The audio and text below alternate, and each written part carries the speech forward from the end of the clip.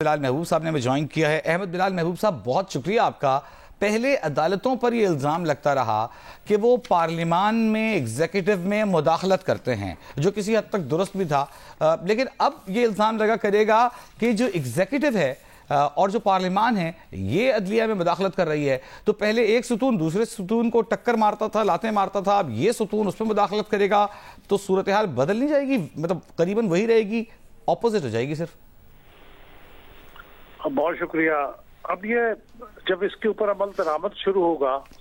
तो उस वक्त ही कुछ हतमी तौर पे कह सकते हैं कि क्या कुछ तवाज़ुन पैदा हुआ है या इसके नतीजे में अब पेंडुलम दूसरे एक्सट्रीम पे चला गया है और अब पार्लियामान अदलिया के कामों में मुदाखलत करेगी। बाज़ाहिर तो ये लगता है कि ये एक ऐसा प्रोसेस था जो एक माह पहले जब शुरू हुआ तो यूँ लगता था कि बहुत ही ज्यादा डोमिनेटिंग होगी पार्लियामेंट और एग्जीक्यूटिव, और उस वक्त जो तरामीम प्रपोज की गई थी वो बहुत ज्यादा काबिल एतराज थी।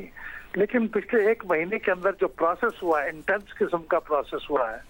जिसमें काफी तबादला ख्याल हुआ है, कंसल्टेशन हुई है, पीटीआई भी उसका हिस्सा रही है, उसके नतीजे में बहुत वाज़ेह तौर पे एक तब्दीली आई है इस मुसव्वदे के अंदर। और उसके नतीजे में जो शुरू के बहुत सी काबिल एतराज, मैंने 10 काबिल एतराज बातें उसके अंदर आइडेंटिफाई की थी, अब वो कम होकर 2 या 3 रह गई हैं। तो ये प्रोसेस जो है इसको हमें अप्रिशिएट करना चाहिए कि बावजूद इसके के कहा जाता था कि बड़ा दबाव है, इसके बावजूद हमारे मुल्क की सियासी जमातों ने कंसल्टेशन के प्रोसेस से उस आईनी मुसव्वदे को काफी हद तक बेहतर कर लिया है और आपस में मशवरा करके जमीयत उलमा इस्लाम को भी इसमें शामिल करके जरा ब्रॉड बेस्ड बना लिया है। हकीकत तो यह है कि पीटीआई भी उससे एग्री कर गई थी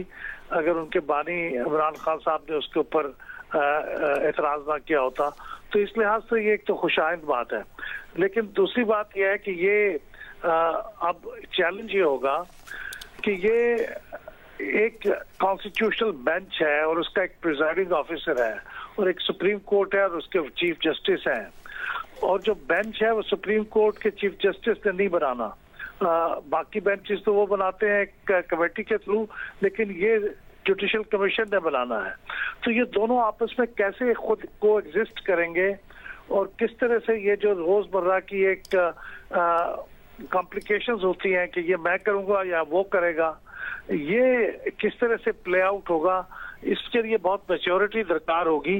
तो इसलिए मैं समझता हूँ कि ये अब आने वाले दिनों में देखा जाएगा कि किस तरह से जजेस इसको हैंडल करेंगे। अहमद बिलाल साहब, जस्टिस मंसूर अली शाह ने कहा कि 3 हफ्तों तक केस की समाअत मुलतवी कर रहे हैं, वैसे भी हमें खुद समझने में जरा वक्त लगेगा, जिस पर जस्टिस आयशा मलिक ने रिमार्क्स दिए कि 3 हफ्तों तक सूरत हाल वाज़ेह हो जाएगी, नई तरमीम पढ़ लें, आर्टिकल 199 वाला केस यहाँ नहीं सुन सकते। तो ये बताइएगा ये अदालत की कंफ्यूजन कब तक खत्म होगी?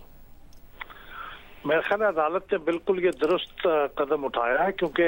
अभी तो कानून पास हुआ है और इन जजों ने हो सकता है कि इस पास किए हुए कानून को गौर से भाई पढ़ा भी ना हो, तो वो खुद भी इसको समझेंगे और फिर उसके मुताबिक आइंदा केसेस सुन सकेंगे। तो 3 हफ्ते बड़ा मुनासिब टाइम है कि इस अरसे में जो कानून पास होना था वो तो हो चुका, अब उस कानून के बारे में जो जजेस साहबान हैं और जो सुप्रीम कोर्ट का अमला है या उसके जो माहिरीन हैं वो इस बारे में क्लैरिटी उनके दरमियान पैदा होगी, और इस दौरान हो सकता है कि नए चीफ जस्टिस का तकर्रुर भी हो जाए। 3 हफ्ते तो बहुत लंबा टाइम है, तो 25 से पहले होना है, तो वो नए चीफ जस्टिस साहब भी आके वो भी इस क्लैरिटी में कोई पार्ट प्ले करेंगे। तो ये बिल्कुल सही किया मंसूर अली शाह साहब ने और उनके साथी जजों ने कि इसकी अंडरस्टैंडिंग को, फिलहाल इसकी समाअत को उन्होंने पोस्टपोन कर दिया, क्योंकि हो सकता है कि ये केस भी ट्रांसफर हो जाए कॉन्स्टिट्यूशनल बेंच के अंदर, क्योंकि इसका ताल्लुक भी किसी हद तक कॉन्स्टिट्यूशन से लगता है।